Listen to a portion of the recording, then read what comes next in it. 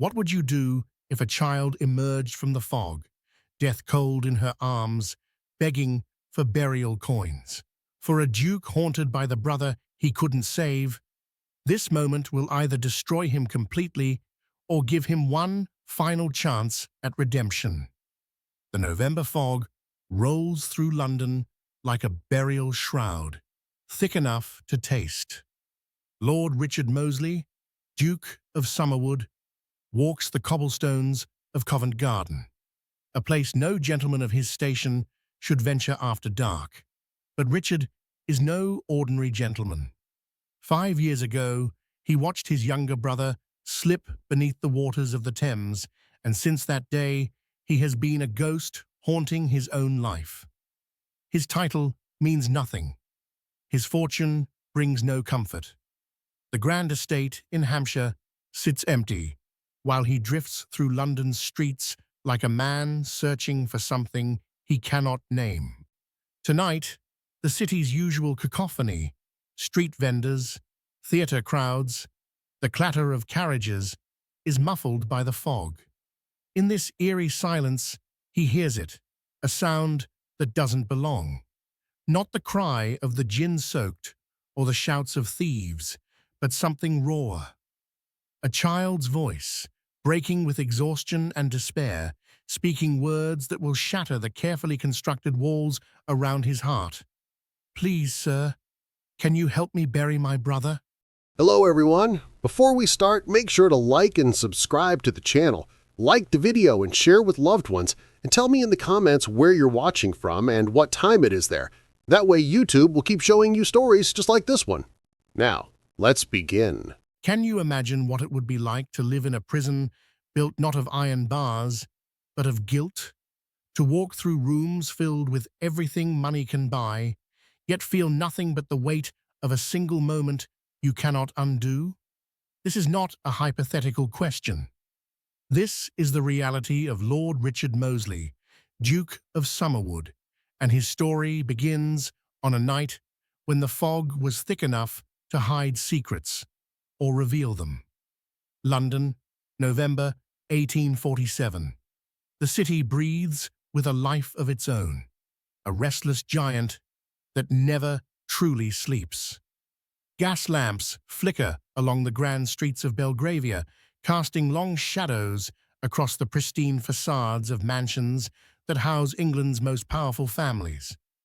Behind one of these imposing doors, in a house that could comfortably shelter 50 souls, lives a man who might as well be a ghost. Richard Mosley wakes at exactly 5 o'clock every morning, not because he chooses to, but because sleep has become his enemy. In the darkness of his bedchamber, he lies motionless, staring at the silk canopy above him, seeing nothing but the past. 5 years, 1,825 days since the Thames swallowed his younger brother whole, while Richard stood frozen on the embankment. His legs refusing the command, his mind screamed, "Jump! Save him! Move!" But he hadn't moved, and Thomas had drowned. The daily ritual unfolds like a punishment he assigns himself. Richard rises, dresses in clothes laid out by his valet, a man who has learned not to speak unless spoken to, and descends the grand staircase to a breakfast he will barely touch. The dining room table could seat 20, but only one place is set. The silence in the house is not peaceful. It is suffocating, broken only by the ticking of the grandfather clock in the hall, counting seconds that feel like accusations. His butler, Mr. Davies, enters with the Morning Post. Letters from his estate manager in Hampshire, invitations to society events he will never attend, requests for charitable donations that his secretary will handle. Richard signs what needs signing, reads what demands reading, and feels nothing. This is what his life has become, a series of mechanical actions performed by a man who stopped truly living the day his brother stopped breathing. "Your Grace," Mr. Davies ventures carefully, The carriage is ready, should you require it, today. Richard shakes his head. He never requires the carriage. Instead, he walks. Every evening, as the respectable citizens of London retreat to their warm homes and lavish dinners, the Duke of Summerwood puts on his coat and steps into the streets. It is the only time he feels anything close to alive, moving through the city like a shadow, watching the world continue without him. His solicitor, Hugh Pemberton, had visited last week with concerns. "Your Grace, the estate requires your attention. The tenants in Hampshire ask after you. Society whispers about your absence. A man of your position cannot simply disappear." But Richard had disappeared. Not physically, his body still moved through space, still occupied rooms and walked streets. But the man who had once laughed at his brother's jokes, who had dreamed of contributing something meaningful to the world, who had believed in purpose and progress, that man had drowned in the Thames 5 years ago alongside Thomas. Tonight, the November fog rolls in earlier than usual, transforming London into something otherworldly. Richard stands at his window, watching it swallow the gas lamps one by one, until even the street directly below becomes invisible. Something pulls at him, a feeling he cannot name, a restlessness that goes beyond his usual evening walks. He reaches for his coat. Mr. Davies appears, concern etched in his elderly features. "Your Grace, the fog is particularly thick tonight. Perhaps—" "I need air," Richard interrupts, his voice hoarse from disuse. He steps into the fog, and the door closes behind him with a finality that sounds almost like destiny. The fog is alive. That is the only way Richard can describe it as he walks through streets that have become unrecognizable. It moves around him like a living thing, swallowing sounds, distorting distances, turning familiar London into a labyrinth of shadows and echoes. His expensive leather shoes click against cobblestones he cannot see, and for a moment he wonders if he has finally crossed some invisible threshold between the world of the living and the realm where his guilt resides. Covent Garden emerges from the mist like a half-remembered dream. No gentleman of his station should be here after dark. His peers would be scandalized to know the Duke of Summerwood walks these streets where pickpockets work and desperation wears 1,000 different faces.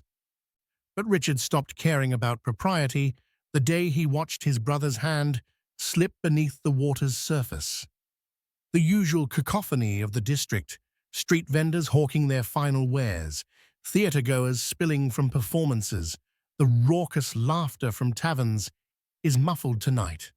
The fog swallows it all, leaving behind an eerie quiet, broken only by his footsteps and the distant, mournful sound of a ship's horn on the Thames. That sound makes him pause, his chest tightening with the familiar stab of memory. Then he hears it. A sound so raw, so utterly broken, that it cuts through the fog and pierces straight into the carefully constructed armor around his heart. Crying. But not the drunken wailing of the gin-soaked or the theatrical sobbing of beggars who have learned to perform their misery. This is different. This is the sound of a child who has cried until there are almost no tears left, only the dry, gasping remnants of absolute despair. Richard's feet move before his mind can question the wisdom of it. He follows the sound down Drury Lane, past darkened shop fronts and boarded windows, until he reaches a narrow alley between buildings that lean toward each other like old men sharing secrets. The stench hits him first: refuse, human waste, decay. He covers his mouth with his handkerchief. but forces himself forward. At the end of the alley, illuminated by a single shaft of gaslight that has somehow penetrated the fog, he sees her, a girl, no more than 11 years old, though malnutrition and hardship have made her appear smaller, more fragile. Her hair, once perhaps brown or auburn, hangs in matted tangles around a face smudged with dirt and tears. Her dress, if the collection of rags can be called such, is torn and stained, offering no protection against the November cold. Her bare feet, cut and calloused, are tucked beneath her as she sits on the filthy ground. But it is what she holds in her arms that makes Richard's breath catch in his throat. A boy, perhaps 7 years old. His skin is pale, too pale, with a greyish tinge that Richard recognizes from his brother's final moments. The child's lips are cracked and colourless, his small body limp in the girl's desperate embrace. He wears only a thin shirt and trousers with holes at the knees, and he is completely, utterly still. The girl looks up, and Richard sees eyes that should never belong to a child, ancient with suffering, hollowed by loss, yet still clinging to some impossible thread of hope. Their gazes lock, and in that moment, something shifts in the fog-thick air between them. Her voice, when it comes, is barely above a whisper, hoarse from crying and probably days without proper water, but the words she speaks will echo in Richard's mind for the rest of his life, words that will split his existence into before and after. "Please, sir, can you help me bury my brother?" She swallows hard, her thin arms tightening around the motionless child. "He didn't wake up this morning. He's so cold. I don't have money for a proper funeral, but I promise, sir, I promise on everything. I'll work and pay you back when I'm grown. I can't leave him like this. Please." The word please breaks on her lips, and fresh tears carve clean lines through the dirt on her cheeks. Richard stands frozen, his heart hammering against his ribs. The alley spins around him. He is no longer in Covent Garden. He is on the embankment of the Thames, watching his brother's hand reach desperately for the surface. He is paralyzed again, his body refusing to move, his mind screaming at him to do something, anything, while precious seconds tick away. Not again. The thought crashes through him like a wave. Not again. Richard's legs move. After 5 years of paralysis, of watching himself fail in endless nightmares, his body finally obeys. He drops to his knees in the filth of the alley, his fine woolen coat dragging through refuse he would never have touched in his previous life. None of it matters. Nothing matters except the small, still form in the girl's arms. "Let me see him," Richard says, his voice steadier than he feels. "Please, let me check." The girl hesitates, her arms tightening protectively around her brother. Richard sees it in her eyes. She has learned not to trust anyone, especially not gentlemen in expensive coats who appear out of the fog. But desperation wins over caution, and slowly, carefully, she loosens her grip. Richard's hands are trembling as he reaches out. The boy's skin is cold to the touch, just as she said. Cold like marble. Cold like death. The memories threaten to overwhelm him. Thomas's cold hand in his after they pulled him from the river. The way his brother's skin had lost all warmth, all life. Richard's vision blurs, and for a moment he cannot breathe. No. He forces himself to focus. He places 2 fingers against the boy's throat, pressing gently into the hollow where the pulse should be. He closes his eyes, shutting out everything else, the girl's ragged breathing, the distant sounds of the city, his own thundering heartbeat. He searches for the one thing that will mean the difference between life and death. 1 second passes. Nothing. 2 seconds. Still nothing. 3 seconds. Richard's chest constricts. He is too late. Again, he is too late. Then, there. So faint, he almost misses it. A flutter beneath his fingertips, weak as a moth's wing, but unmistakable. A pulse. He's alive, Richard whispers, his voice breaking. Dear God, he's alive. The transformation in the girl's face is instantaneous. Hope, that dangerous, beautiful thing, floods into her eyes. Are you certain? She gasps, clutching at Richard's sleeve with hands that leave dirty prints on the fine fabric. He's truly alive? He hasn't moved since last night. I thought he'd gone to join our parents. He's alive, Richard repeats, louder now, more certain. But barely. We need to get him to a hospital immediately. He pulls off his coat and wraps it around the boy's limp body, then reaches into his waistcoat pocket for his pocket watch, an heirloom worth more than most families earn in a year. He doesn't hesitate. He presses it into the girl's hand. Hold this. Don't let anyone take it. It's proof that you're under my protection. Before she can respond, Richard scoops the boy into his arms. The child weighs almost nothing, far too little for a 7-year-old. Severe malnutrition. Richard's mind registers clinically, even as his heart breaks. How long have these children been surviving on the streets? What's his name? Richard asks as he strides toward the mouth of the alley, the girl scrambling to keep pace beside him. Jonathan, she says breathlessly. Jonathan Samuels. And I'm Anna Dunkirk. I'm Richard, he says, then corrects himself. In this moment, titles mean nothing. We're going to St. Thomas's Hospital. I've made donations there. They'll see us. The fog seems to part before them as they emerge onto the main street. Richard's mind races. St. Thomas's is across the river, but it has the best physicians in London. He spots a hansom cab waiting near the theatre district and breaks into a run, shouting for the driver. Your Grace? The driver's eyes widen as he recognizes the Duke of Summerwood, disheveled, coatless, carrying a street child. Is everything... St. Thomas's Hospital, Richard commands, as fast as you can manage. There's a sovereign in it if you get us there in under 10 minutes. The driver doesn't need to be told twice. Richard climbs in, still cradling Jonathan, while Anna scrambles up beside him.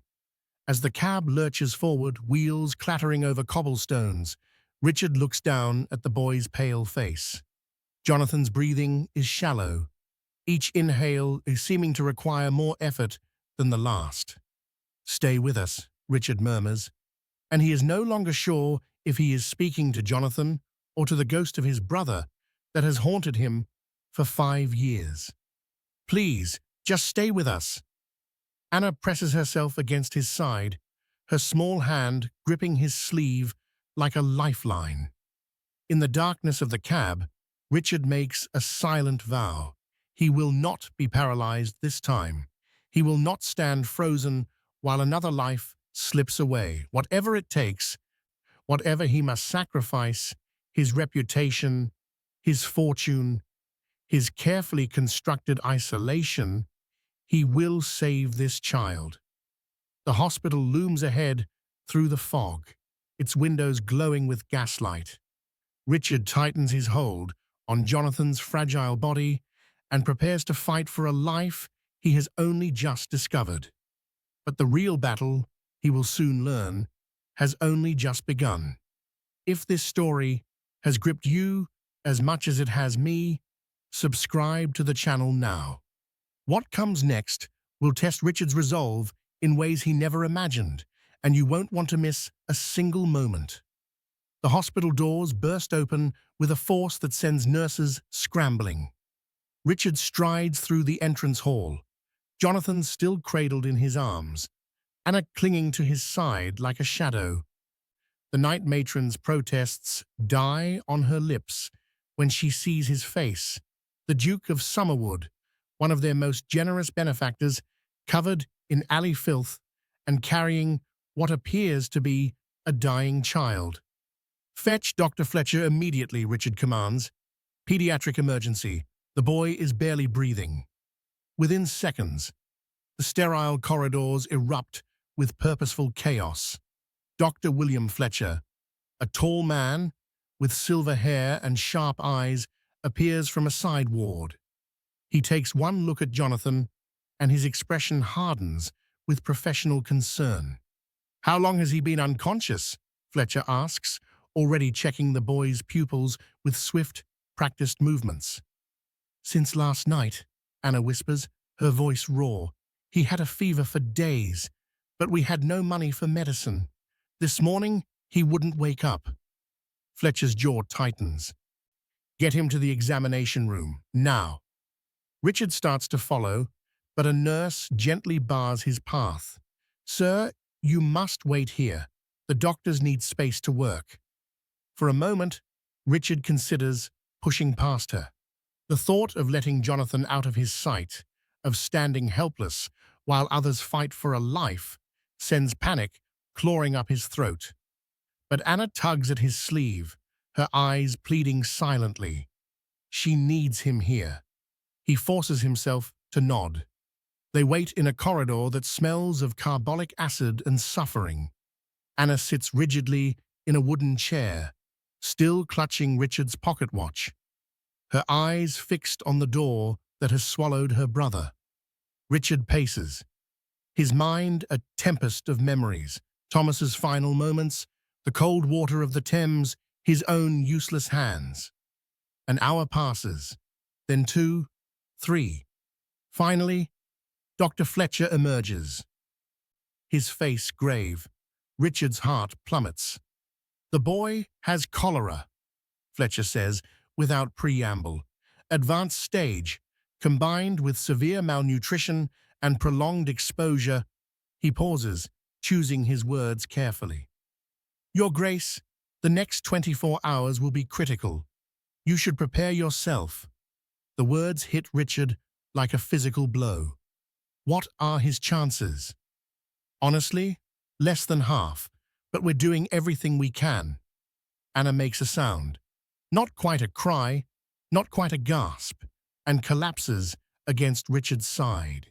He wraps his arm around her thin shoulders, feeling her body shake with silent sobs.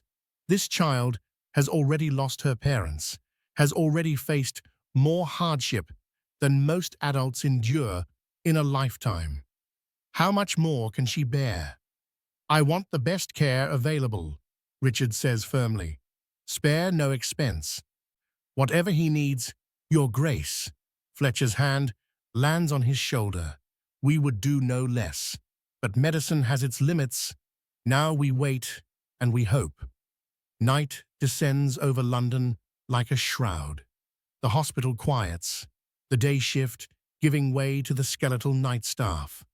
A ward nurse offers them tea and bread, which Anna refuses until Richard insists. She eats mechanically, her eyes never leaving the door to Jonathan's room. "You should rest," Richard tells her gently. "I can't," she whispers. What if he needs me, and I'm not there?" Richard understands this terror intimately. He pulls a chair beside hers, settling in for the long vigil. "Then we'll stay together." Around midnight, Fletcher allows them a brief visit.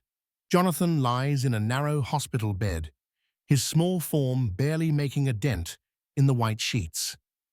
His face is waxen, his breathing labored. Tubes and bandages obscure much of his thin body. Anna approaches slowly, as if afraid her brother might shatter at a touch. "Jonathan," her voice cracks. "It's Anna. I'm here. The Duke, he saved us. You're going to be all right. You have to be all right. There is no response. Jonathan's chest rises and falls with mechanical irregularity, each breath a struggle. Richard stands back, giving them privacy, but his own demons crowd close. He watches this girl speak to her unconscious brother, and he sees himself 5 years ago, holding Thomas's cold hand, whispering apologies that came too late. The parallel is unbearable. When Anna finally exhausts herself, curling into a chair beside Jonathan's bed, Richard remains standing. Sleep is impossible. As the hours crawl toward dawn, he makes a silent promise to the small boy fighting for life before him. I will not fail you. I will not stand frozen while death takes another person I could have saved.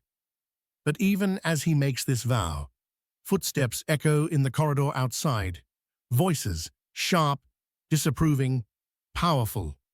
Richard's spine stiffens. He recognizes one of them, George Hartley, his estate manager. The door opens and Hartley enters, his face tight with barely contained fury. Behind him stands a woman Richard knows by reputation, Lady Victoria Havensgate, one of London's most influential society matrons, her expression a mixture of shock and scandal. Your Grace, Hartley begins, his voice dripping with concern that sounds rehearsed. When you didn't return home, we feared the worst. And now we find you here with street children?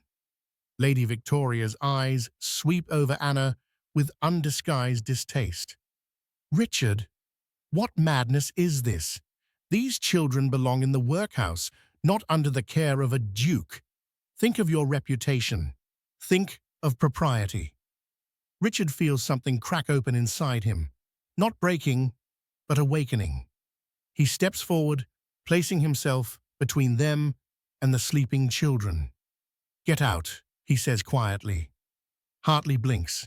Your Grace, you must understand. I said get out. Richard's voice rises, carrying the full weight of his title and fury. This boy is fighting for his life. His sister has endured more hardship than you could imagine, and you dare speak to me of propriety? Lady Victoria draws herself up. The Duke is clearly not in his right mind. George, we must contact the authorities. These children need proper placement, and His Grace needs intervention. The word hangs in the air like a threat. Intervention. They mean to have him declared incompetent, to strip him of his rights, to tear these children away. Anna stirs in her chair, her eyes opening with alarm. She has heard every word. Richard meets her gaze, and in that moment, he makes a choice that will change everything. These children are under my protection. Anyone who wishes to challenge that will face me in court. Hartley's expression hardens. Then that is precisely what we shall do, Your Grace, for your own good. The battle lines have been drawn. As his estate manager and Lady Victoria sweep from the room, Richard sinks into the chair beside Anna. She is trembling, her hand finding his. They're going to take us away, she whispers, just like I feared. Richard squeezes her hand, feeling the weight of his promise settle over him like armor. No, he says firmly. I won't let them. I swear to you, Anna, I will fight for you and Jonathan with everything I have. In the hospital bed, Jonathan's breath rattles in his chest. Outside, dawn breaks over London, painting the sky in shades of red. The war for this small, makeshift family has only just begun. What would you do in Richard's position? Would you fight the system for children you barely know, risking everything you have? The days that follow feel like walking through a battlefield where the weapons are whispers and the wounds are invisible. Jonathan's condition remains precarious, one day showing slight improvement, the next plunging back toward the abyss. Dr. Fletcher's reports are cautiously optimistic, but Richard can read the concern behind the physician's professional mask. The boy's body, weakened by months of starvation and neglect, struggles to fight the cholera ravaging his system. Richard barely leaves the hospital.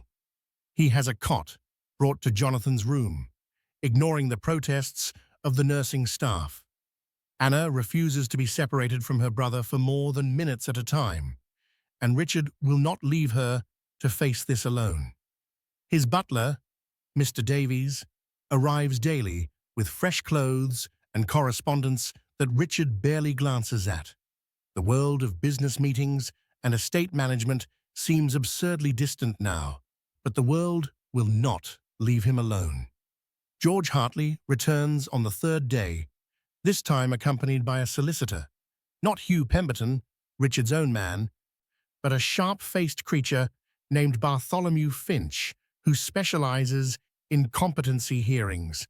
They corner Richard in the hospital's waiting area while Anna is being examined by a social worker in another room. "Your Grace," Finch begins, his voice oily with false sympathy. "Mr. Hartley has shared his concerns about your recent behavior. As your estate manager, he has a fiduciary responsibility to protect your interests and, by extension, the Summerwood legacy." "My behavior?" Richard's voice is dangerously quiet. "You mean saving a dying child?" Hartley shifts uncomfortably. "Your Grace, no one questions your charitable impulses, but this goes beyond charity. You've been living in a hospital for days, neglecting your duties, making declarations about guardianship without proper legal counsel. The estate generates revenue that supports dozens of families. Decisions made rashly could jeopardize everything." Finch produces a leather portfolio, laying out documents with practiced precision. "There's also the matter of your 5-year withdrawal from society following your brother's tragic death. Multiple witnesses can attest to your diminished capacity, your nocturnal wanderings through dangerous neighborhoods, your refusal to attend to basic social and business obligations. The implication is clear. They're building a case to have him declared mentally unfit." Richard feels rage building in his chest, but before he can respond, another voice cuts through the tension. "Gentlemen," Hugh Pemberton strides down the corridor, his presence commanding despite his modest height. "I believe any discussion of His Grace's legal affairs should include his actual solicitor, don't you think?" Finch's smile doesn't reach his eyes. "Mr. Pemberton, how convenient. Perhaps you can speak sense to your client before he ruins himself completely." Hugh ignores him, turning to Richard. "Your Grace, might I have a word in private?" They step into a small consultation room. Hugh closes the door and lets out a long breath. "Richard, they're serious. Lady Victoria has been making rounds through London society, painting you as unstable. She's even suggested that your grief over Thomas has finally broken your mind." "Let her talk," Richard says flatly. "It's not just talk." Hugh's expression is grave. "I've received preliminary documents for a competency hearing, and there's more. The Child Protection Agency has opened an investigation. A Mrs. Dorothy Campbell will be conducting interviews. They're questioning whether these children should remain in your care or whether they should be placed in an orphanage or workhouse pending proper adoption procedures." The words hit Richard like a physical blow. An orphanage. Jonathan is still fighting for his life, and they want to discuss orphanages? "They're following protocol," Hugh says carefully. "And Richard, you must understand, from their perspective, a reclusive duke suddenly claiming guardianship of street children does raise questions. There are families who've been on adoption waiting lists for years. People will ask why you should be exempt from those procedures." Richard sinks into a chair, the weight of it all crushing down on him. "What do I do?" "We fight," Hugh says simply. But we fight smart. No more outbursts, no more throwing people out of hospital rooms. We document everything, every expense you've covered for these children, every hour you've spent at Jonathan's bedside, every witness who can testify to your sound judgment. And Richard, Hugh pauses. You need to be prepared for the possibility that we might lose. That evening, after Hugh has left and the hospital has settled into its nocturnal rhythm, Richard sits beside Jonathan's bed. Anna is asleep in the chair across from him, exhausted from her interview with Mrs. Campbell, an ordeal that left her pale and shaking. The boy's breathing is slightly stronger tonight, Dr. Fletcher had said. A good sign, but Richard knows how quickly that can change. A soft knock at the door interrupts his thoughts. A nurse enters, carrying an envelope. "This was just delivered for you, Your Grace. The messenger said it was urgent." Richard opens it with trembling fingers. Inside is a formal notice.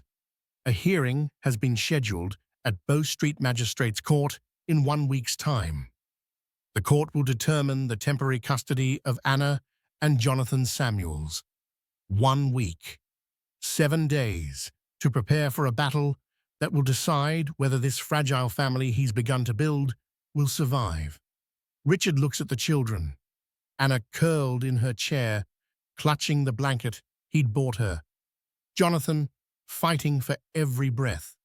He thinks of his brother Thomas, of 5 years spent hiding from life because he'd been too paralyzed to save the person who mattered most.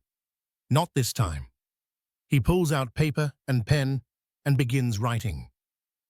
Letters to every physician who can testify to Jonathan's condition. Notes to the hospital staff who've witnessed his care for the children. A message to Hugh outlining their strategy. He writes until his hand cramps, until the first light of dawn creeps through the windows. When Anna wakes, she finds him still writing. "What are you doing?" she asks, groggily. Richard looks up, and despite everything, he manages a small smile. "I'm keeping my promise. I'm fighting for you." But even as he says it, doubt gnaws at him. What if fighting isn't enough? What if the system, with all its protocols and procedures, tears them apart anyway? In his bed, Jonathan stirs slightly, a small sound escaping his lips. The first sound he's made in days.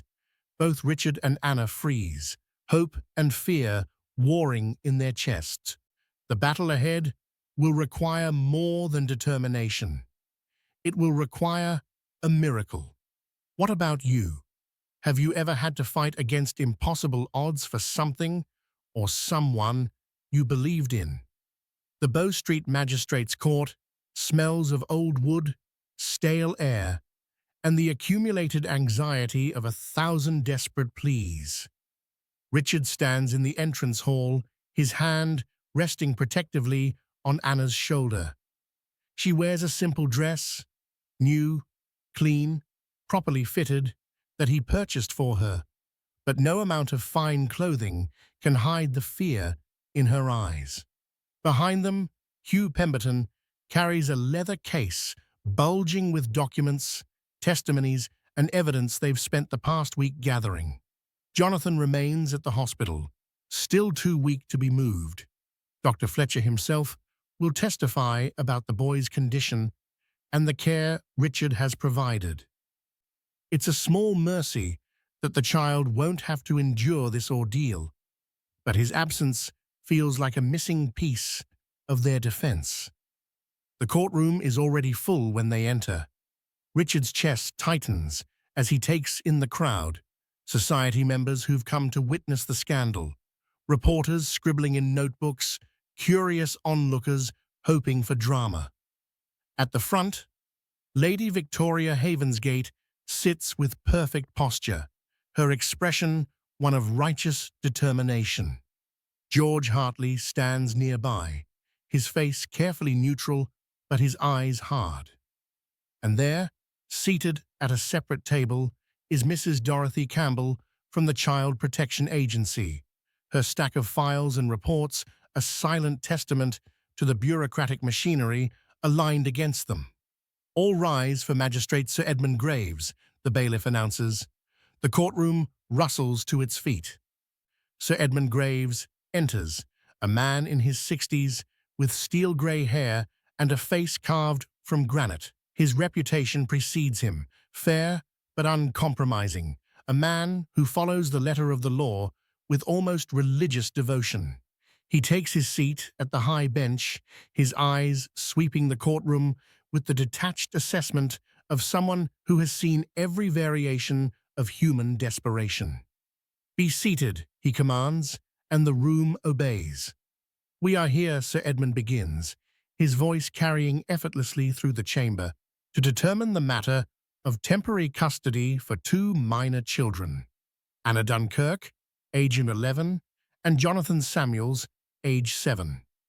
The petitioner is Lord Richard Mosley, Duke of Summerwood. The respondents are the Child Protection Agency and concerned parties who question the propriety of this arrangement." Hugh stands. "Your Honour, if I may present our case—" "You may not, Mr. Pemberton, not yet." Sir Edmund's gaze fixes on Richard. "Your Grace, you are a man of considerable wealth and position. Explain to this court why you believe you should be granted custody of these children when there are established procedures, waiting lists, and families who have been vetted and approved through proper channels." Richard rises slowly, feeling every eye in the room upon him. This is the moment Hugh warned him about. The moment where one wrong word could shatter everything. "Your Honour," Richard begins, his voice steadier than he feels, "I don't claim to be more deserving than those families. I claim only that circumstances brought these children into my path at a moment when intervention meant the difference between life and death.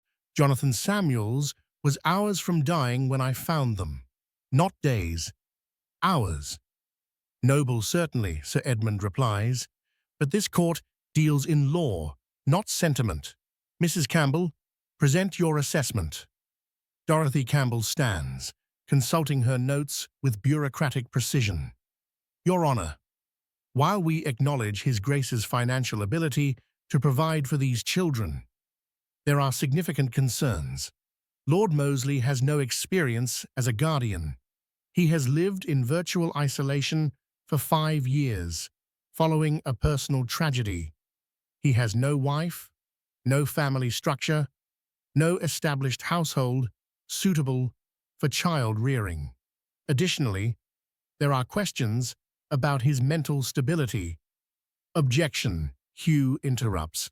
"There is no medical evidence supporting claims of mental instability." "Sustained," Sir Edmund says. "Mrs. Campbell, stick to facts, not speculation." Campbell nods curtly. "Nevertheless, Your Honour, protocol exists for good reason. We have families, stable, experienced families, who have waited years for the opportunity to adopt. To grant custody to His Grace simply because he happened upon these children sets a dangerous precedent. It suggests that wealth and title can circumvent the rules that protect vulnerable children." Murmurs ripple through the courtroom. Richard feels Anna's hand slip into his, her fingers ice cold. "Furthermore," Campbell continues, "we must consider what's best for the children's long-term welfare. His Grace may have acted charitably in the moment, but charity is not the same as commitment. What happens when the novelty wears off? When the reality of raising street children clashes with his accustomed lifestyle?" The words sting, because they echo Richard's own deepest fears. What if he fails them? What if his guilt and grief make him an inadequate guardian? Sir Edmund turns to Lady Victoria. "Lady Havensgate, you've made your opposition to this arrangement quite public. State your position for the record." Victoria rises with practiced grace, every inch the aristocratic authority. "Your Honour, I speak not from malice, but from genuine concern, both for his grace and for these unfortunate children. Lord Mosley is a good man who has suffered tremendous loss, but his behavior in recent weeks suggests someone grasping at redemption through means that may ultimately harm all involved. She pauses, letting her words settle. A duke cannot raise gutter children as if they were his own blood. I say this not from cruelty, but from understanding the realities of our society. These children come from the streets. They have no education, no breeding, no understanding of the world His Grace inhabits. And to thrust them into that environment, to make them subjects of scandal and gossip, is not kindness. It is cruelty, disguised as charity. The natural order must be preserved, she concludes, not because we are heartless, but because that order protects everyone, including these children. They would be far better served in an institution designed for their kind, where they can be trained for positions appropriate to their station. The courtroom buzzes with approving murmurs from the society members present. Richard feels rage building in his chest, but Hugh's hand on his arm warns him to stay silent. Sir Edmund makes a note, then turns his attention to Anna. "Miss Dunkirk, approach the bench." Anna's grip on Richard's hand tightens painfully. For a moment, he thinks she might refuse, might run from the room entirely, but then she releases his hand and walks forward on trembling legs, her thin frame seeming even smaller in the vast courtroom. Sir Edmund's expression softens almost imperceptibly. "Miss Dunkirk, I need you to answer some questions truthfully. Do you understand?" "Yes, my lord," Anna whispers. "Can you tell me your name?" "Anna. Anna Dunkirk. And what do you want to happen now, Anna?" The question hangs in the air. The entire courtroom leans forward, waiting. Anna's hands clench into fists at her sides. She looks back at Richard, then at Lady Victoria, then at the magistrate. When she speaks, her voice is low, but carries a strength that belies her 11 years. "I want to stay with him." The courtroom erupts, but Anna isn't finished speaking. What she says next builds in the foundations of everything. Subscribe now if you haven't already. You need to see how this moment unfolds. The next act will determine the fate of this family. Sir Edmund's gavel cracks like thunder, silencing the murmurs that ripple through the courtroom. "Order! I will have order!" His eyes return to Anna, who stands trembling but defiant before the bench. "Continue, Miss Dunkirk." Anna takes a shaky breath, her small hands still clenched at her sides. "My lord, I don't understand all these grand words they're using. Natural order, proper channels, station." Her voice grows stronger with each word. "But I know this. The Duke looked at Jonathan and me like we were people, not rubbish to be swept away. Nobody ever did that before."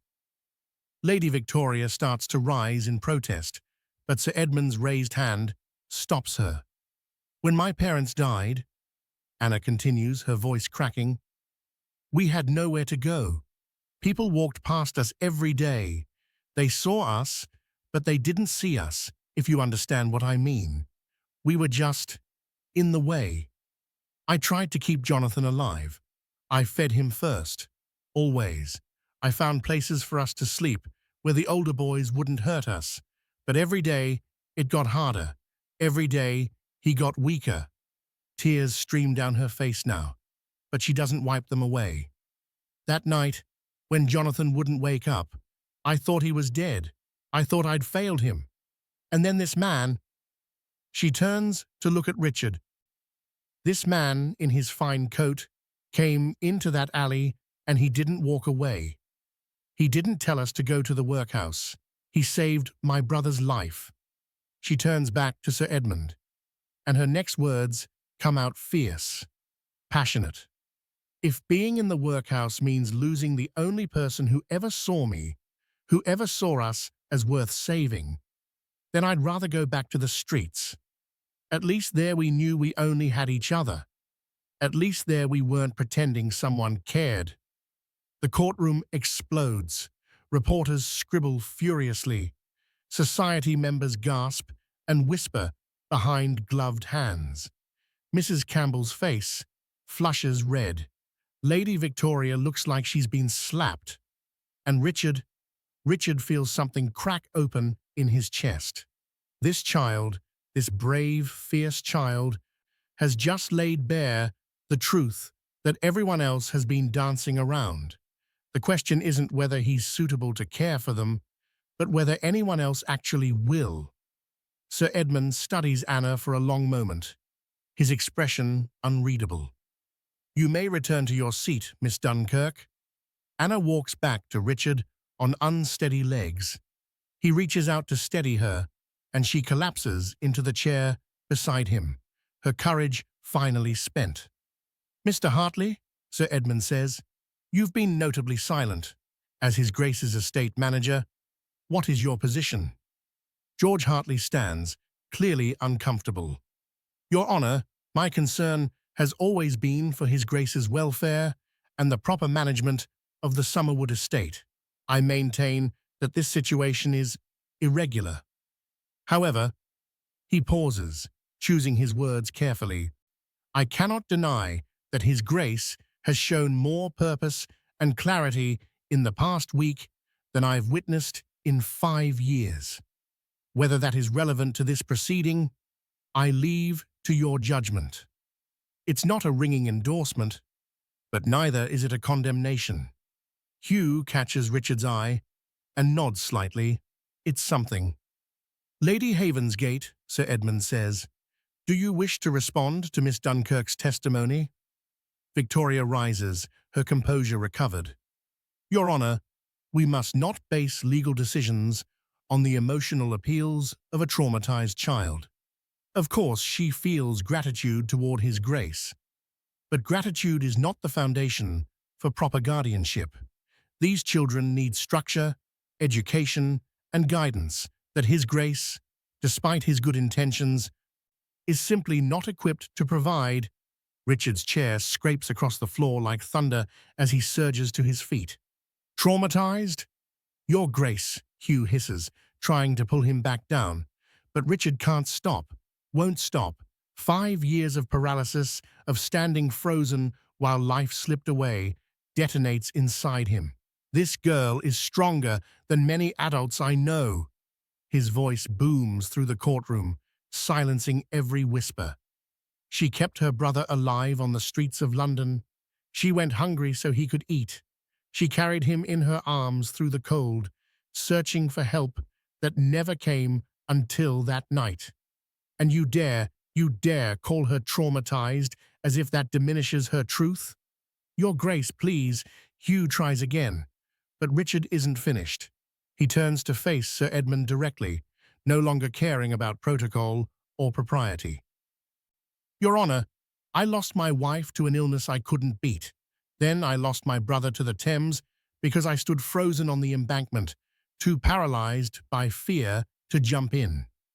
I spent 5 years hiding in reports and meetings and empty rooms because I didn't want to feel the pain of loss again, because I couldn't bear to face what a coward I'd been." The courtroom has gone deadly silent. Even Lady Victoria has sunk back into her seat, shocked by his raw confession. "But when I found Anna and Jonathan in that alley," Richard continues, his voice breaking, "I realized I couldn't run away anymore. I couldn't be the man who stands frozen while life demands action. Your Honour, I'm not asking this court to grant me custody because I'm a duke. I'm not asking because I'm wealthy. I'm asking because I chose to be there. I chose to fight for them, and I will continue fighting for them until my last breath." He takes a step forward, his hands gripping the rail. "You speak of natural order, Lady Havensgate. I was born to privilege I did nothing to earn, While these children were born to suffering, they did nothing to deserve. If that's natural order, then the order is obscene. If that's the world we're defending, then we're defending cruelty. His voice drops, but every word carries weight. I chose Anna and Jonathan. Not because they're convenient, not because they fit neatly into my life, but because when I looked into that alley and saw them, I saw my last chance to be the man I should have been 5 years ago.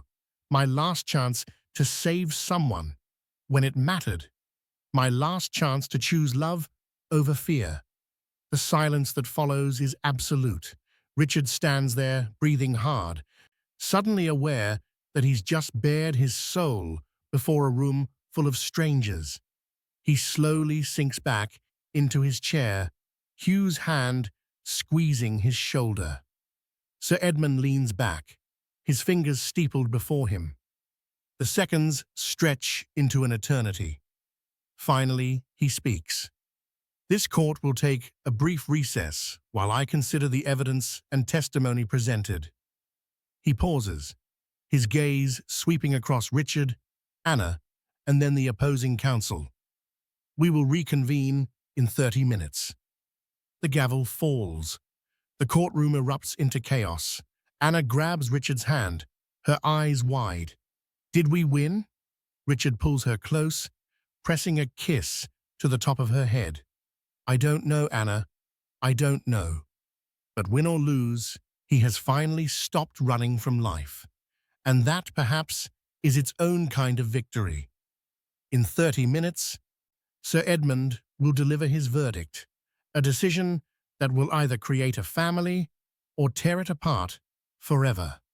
The 30 minutes feel like 30 hours. Richard and Anna wait in a small ante-room, neither speaking, both lost in their own fears and hopes. Hugh paces, checking his pocket watch every few minutes. Outside, they can hear the muffled sounds of the crowd, the speculation, the judgment. Finally, the bailiff appears at the door. The magistrate is ready. The walk back into the courtroom is the longest of Richard's life. Every step feels weighted with consequence. Anna's hand trembles in his, and he squeezes it gently, trying to offer comfort he doesn't fully feel himself. Sir Edmund sits at his bench, his expression as unreadable as carved stone.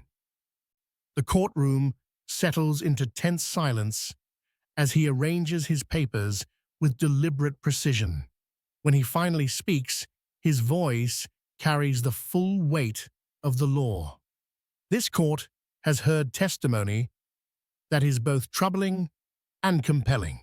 Troubling because it reveals the failures of a society that allows children to suffer and die in its streets. Compelling because it demonstrates that compassion, when genuine, transcends social boundaries. He pauses, his gaze moving from Richard to Anna and back again. Mrs. Campbell raises valid concerns about protocol and procedure. Lady Havensgate speaks to traditions that have governed our society for generations. These are not matters to be dismissed lightly. Richard's heart sinks. This sounds like the preamble to rejection. However, Sir Edmund continues, and the word hangs in the air like a lifeline, this court also recognizes that law exists to serve humanity, not to bind it to suffering in the name of order. The evidence shows that His Grace acted decisively to save a dying child, that he has maintained consistent care and financial support, that he has demonstrated not momentary charity, but sustained commitment. The magistrate looks directly at Anna, and this court has heard the voice of the child herself, a voice that speaks not from manipulation or coaching, but from lived experience and genuine feeling. Sir Edmund picks up his gavel, and Richard braces himself. Taking into consideration the immediate circumstances, the social risk to these children, if removed from current care, the evidence of his Grace's capacity to provide, and most significantly, the expressed wishes of the child herself. He pauses, and in that silence, the world seems to hold its breath. This court grants provisional guardianship of Anna Dunkirk and Jonathan Samuels to Lord Richard Mosley, Duke of Summerwood. The gavel falls. For a moment, nobody moves. The words don't seem real. Then Anna lets out a sob, not of sadness, but of pure, overwhelming relief, and collapses into Richard's arms. He catches her, holding her tight as she shakes with tears she's been holding back for weeks, maybe months, maybe her entire life. However, Sir Edmund's voice cuts through the moment, stern and commanding. "Let me be clear, Your Grace. This is provisional custody, subject to regular review by the Child Protection Agency. You will be monitored. You will be assessed. And if at any point this court determines that these children are not thriving under your care, this order will be revoked without hesitation." He leans forward, his eyes boring into Richard's. "I am granting this order not because of your title, but in spite of it. Do not fail these children, Your Grace. They have been failed enough." "I won't, Your Honor," Richard manages, his voice thick with emotion. "I swear it." The courtroom erupts, some in applause, others in scandalized whispers. Lady Victoria storms out, her face rigid with disapproval. George Hartley remains seated, his expression complicated but not hostile. Mrs. Campbell gathers her files with bureaucratic efficiency, though Richard catches what might be the ghost of a smile on her lips. Hugh claps Richard on the shoulder, grinning broadly. "We did it. By God, we actually did it." But Richard barely hears him. He's focused entirely on Anna, who has pulled back to look up at him with red-rimmed eyes that shine with something he hasn't seen before. Hope. Real, unguarded hope. "We can stay," she whispers. "Truly?" "Yes," Richard says, cupping her face gently. "You can stay. You and Jonathan both. You're home now, Anna." The days that follow blur together in a haze of paperwork, hospital visits, and cautious joy. Jonathan continues to improve, slowly, agonizingly slowly, but improve nonetheless. Dr. Fletcher declares him out of immediate danger, though full recovery will take months. The boy wakes for longer periods now, asking questions in a thin, raspy voice. When Richard visits, Jonathan studies him with wide, solemn eyes, as if trying to understand who this man is and why he's here. "Are you a king?" Jonathan asks one afternoon. Richard laughs. The sound feels foreign after so long. "No, just a duke, not nearly as important as a king. Anna says you saved me. Your sister saved you first." Richard replies gently. "She kept you alive until I could help. She's the brave one." Jonathan considers this, then reaches out a thin hand. Richard takes it, feeling the fragile bones, the too light weight. "Will you be our father?" the boy asks, with the blunt honesty of children. The question steals Richard's breath. He looks at Anna, who sits on the other side of the bed, her eyes wide and vulnerable. They're both waiting for his answer. "If you'll have me," Richard says softly, "I would be honored." 2 weeks later, Dr. Fletcher declares Jonathan well enough to travel. Richard arranges everything with meticulous care. A private carriage, fitted with cushions and blankets, regular stops for rest, physician escorts. The journey to Summerwood Manor in Hampshire takes most of a day, but Richard refuses to rush. They travel at whatever pace keeps Jonathan comfortable. When they finally pass through the gates of the estate, Anna presses her face to the carriage window, her breath fogging the glass. Is Is this real? She whispers. Richard follows her gaze, seeing the manor through her eyes.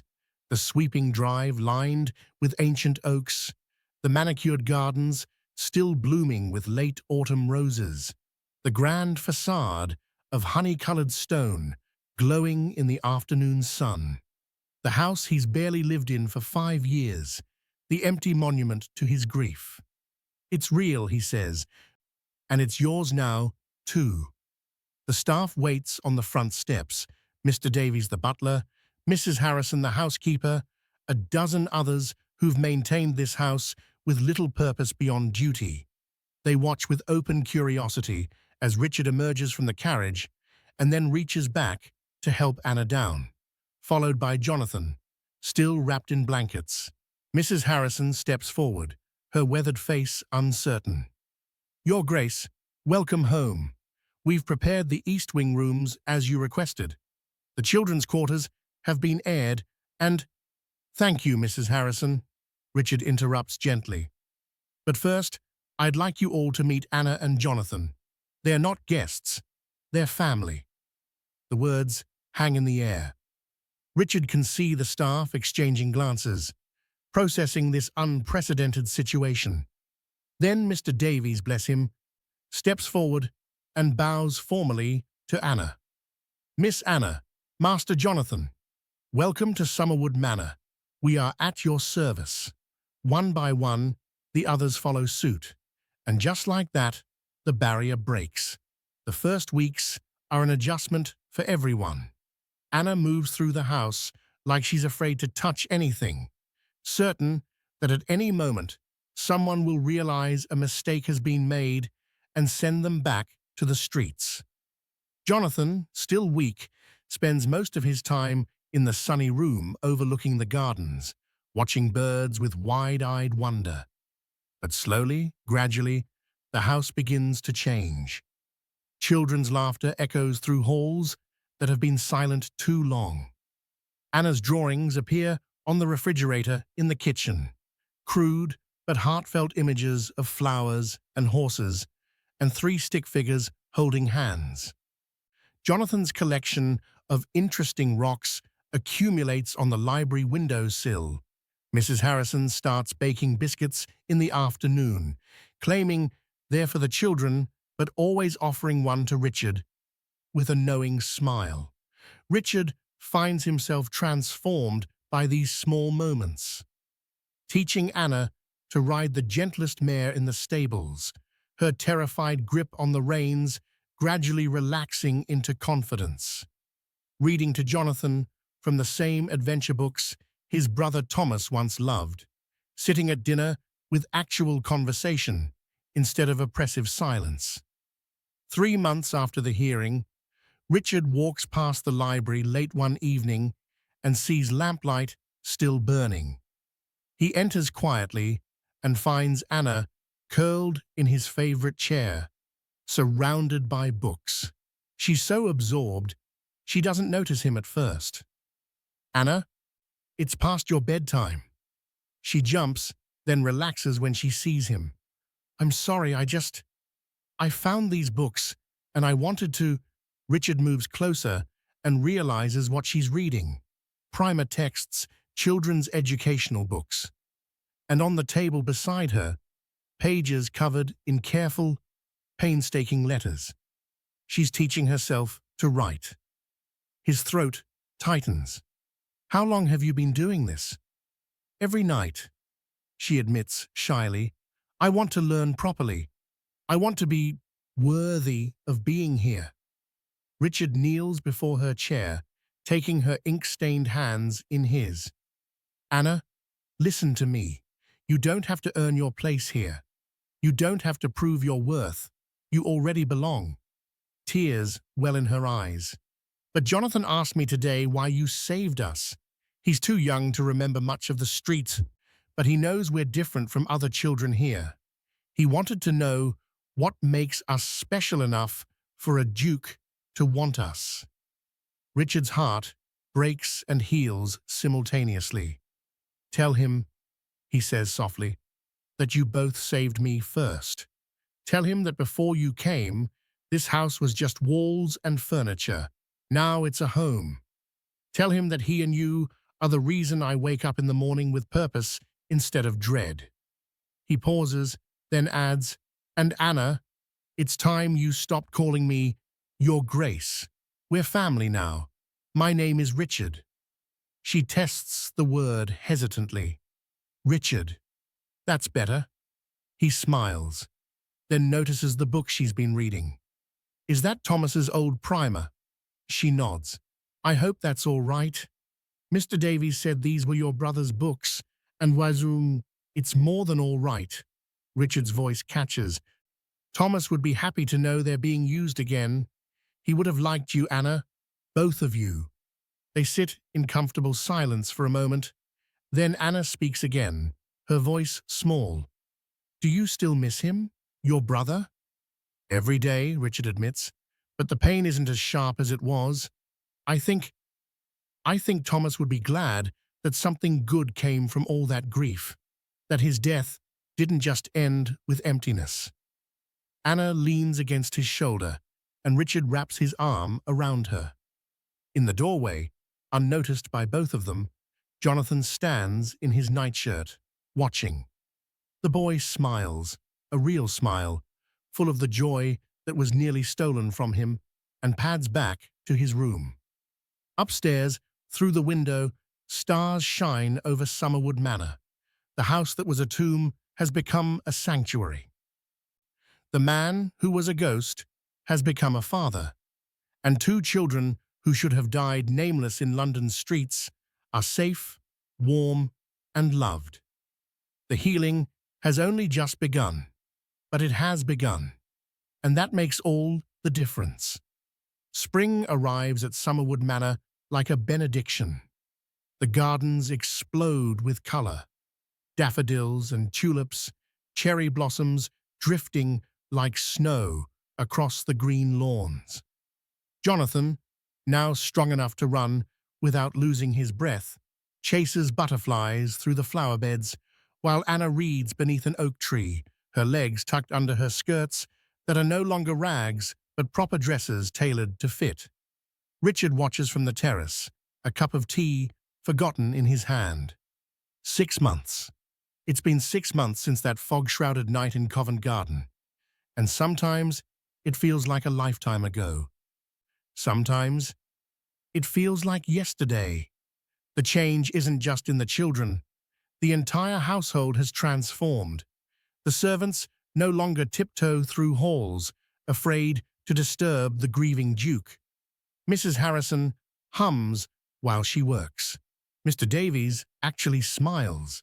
Even George Hartley, during his monthly visits to review estate business, has grudgingly admitted that the property has never run more efficiently, perhaps because Richard finally has a reason to care about its future. The visits from Mrs. Campbell continue, but they've become increasingly perfunctory. Her reports note the children's excellent health, their educational progress, their obvious emotional well-being. Last month, she'd quietly informed Richard that the court would likely convert his provisional guardianship to permanent status by year's end. But Richard has decided that's not enough. This morning, he sent word to Hugh Pemberton and George Hartley to meet him in the manor's great hall. As he enters the room, he finds them already waiting, along with several witnesses he requested: Dr. Fletcher, Mrs. Harrison, and Mr. Davies. Hugh looks curious. Hartley looks apprehensive. "Gentlemen," Richard begins, standing before the massive fireplace with his family crest carved above it. "Thank you for coming on short notice. I have a matter of significant legal importance to address." Hugh opens his leather case, pulling out papers. "I've brought the documents for the permanent guardianship filing as you requested, Your Grace. Once you sign, we can submit them to—" "That's not why I called you here," Richard interrupts gently. A confused silence falls. Richard takes a deep breath, feeling the weight of what he's about to do. He thinks of Thomas, of the legacy that died with him. He thinks of the 5 years he wasted hiding from life. He thinks of 2 children begging for burial money in a fog-shrouded alley. I want to make Anna my legal heir. The words drop like stones into still water. Hartley goes pale. Even Hugh looks shocked. Your Grace, Hartley stammers, surely you can't be serious. The Summerwood title has passed through your family for generations. To give it to a girl from the streets, a girl who has shown more courage, more dignity, and more nobility than most people born to the peerage, Richard says firmly. George, I understand this isn't what you expected. It's not what anyone expected, but I've never been more certain of anything in my life. Hugh recovers first, his solicitor's mind already working through implications. Your Grace, this is legally possible, but it's highly unusual. The title and estate would pass to Miss Anna upon your death, to be held in trust until her majority. But Richard, he pauses, using his friend's given name. Are you sure? This will cause a scandal that will echo through society for years. Let it echo, Richard replies quietly. I've spent too much of my life caring what society thinks. Society would have let Anna and Jonathan die in that alley. Society would have sent them to a workhouse to be forgotten. I will not let society dictate what my family becomes. He turns to Hartley. George, I know this isn't easy for you. You've served my family faithfully. But I need to know, can you support this decision? Can you help me build something new? Hartley is silent for a long moment, wrestling visibly with generations of ingrained belief. Finally, he speaks, his voice rough. Your Grace, when you found those children, I thought you'd gone mad. I truly did. But these past months, watching you, he pauses, choosing his words carefully. You've become the man your father hoped you'd be, the man your brother believed you were. If this is what you think is right, then I will support it. Richard feels emotion tighten his throat. Thank you, George. Hugh sets out the papers on a mahogany table. Then let's make it official. This document names Anna Catherine Dunkirk as heir to the Summerwood estate and title. Upon your death, or should you choose to transfer during your lifetime, she will become Duchess of Summerwood in her own right. Richard picks up the pen, then pauses. Bring Anna here. She should be present for this. Mr. Davies disappears and returns minutes later with Anna, her face confused and slightly worried. Jonathan trails behind her. Grass stains on his knees. Am I in trouble? Anna asks, hesitantly. Richard kneels before her, taking her hands. No, Anna. You could never be in trouble. I need to tell you something important, and I want you to understand what it means. Her eyes widen as he explains, carefully, gently, what he's about to do. That she will inherit everything. That she will carry the family name and title. That society will talk, will judge, will question. But that none of that matters, because she is his daughter now, in every way that counts. But why, Anna whispers, tears streaming down her face. I'm nobody, I'm just... You are Anna Dunkirk, Richard says firmly. You are brave and fierce and kind. You kept your brother alive when the world abandoned you. You taught yourself to read, because you wanted to be worthy of a home you already deserved.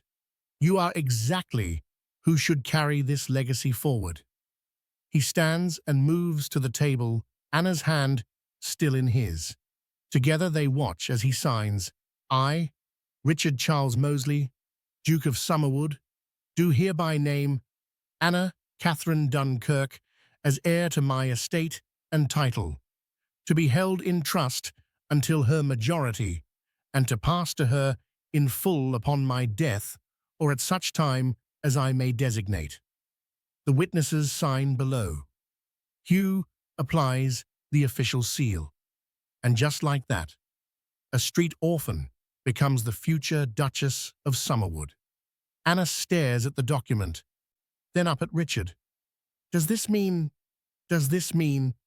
you're really my father? In every way that matters, Richard replies, pulling her into an embrace. You and Jonathan both. You're my children, my family. Nothing will ever change that. Jonathan, who has been watching with wide eyes, suddenly runs forward and wraps his arms around both of them. The three of them stand there, holding each other, while the witnesses discreetly wipe their eyes. In the days that follow, the scandal Richard predicted erupts exactly as expected. Lady Victoria faints dramatically at her tea party when she hears the news. London society buzzes with outrage and fascination. Letters arrive, some supportive, many condemning, all demanding explanation. Richard burns the condemning ones and replies graciously to the supportive ones. What society thinks no longer has power over him. 1 year after that fog-shrouded night, Richard takes Anna and Jonathan back to London, not to hide, but to be seen. They walk through Covent Garden in daylight, past the alley where 2 lives nearly ended and 3 lives began. Anna holds Richard's hand on one side, Jonathan on the other. Do you remember this place? Richard asks gently. Anna nods, but there's no fear in her eyes anymore. I remember being afraid. I remember thinking we were going to die. And now? She looks up at him and smiles, a real smile, full of the confidence that comes from being loved and secure. Now, I remember that this is where our family began. They continue walking, 3 figures moving through the crowd, no longer invisible, a duke who found redemption, a girl who will be a duchess, a boy who survived against all odds. Together they are proof that love doesn't require blood, that nobility comes from character, not birth, and that sometimes the most broken souls can heal each other. Richard thinks of Thomas often still, but the guilt has transformed into gratitude. Gratitude that his brother's death, while tragic, led him to this moment, led him to become the man he was always meant to be. As they pass a street corner, Richard sees another child begging, a small boy with hollow eyes and torn clothes. Without hesitation, Richard stops, kneels, and offers his hand. Because now he knows the truth. We are not defined by the moments when we are frozen, but by the moments when we choose to move. Not by the losses we cannot prevent, but by the lives we choose to save. And that choice, renewed every day, is what transforms houses into homes and strangers into family. This story reminds us that family isn't always found. Sometimes it's chosen. Sometimes love requires us to defy convention and fight against systems that would rather maintain order than preserve humanity. If Richard and Anna's journey moved you, if it reminded you that compassion can change everything, then subscribe to this channel now. Hit that subscribe button and join a community that believes in stories of redemption, courage, and the transformative power of choosing love over fear. Because in the end, these stories aren't just entertainment. They're reminders of who we can be when we refuse to walk past someone in need. Thank you for staying until the end. Your time here matters. If you enjoyed this story, we appreciate you a whole lot and look forward to connecting with you as we build a community on this channel. Every day, we will put out more stories, so we need your support. Help us by liking, sharing, and subscribing to our channel if you haven't already. You won't miss any new exciting videos. Check out the next video. You'll love it!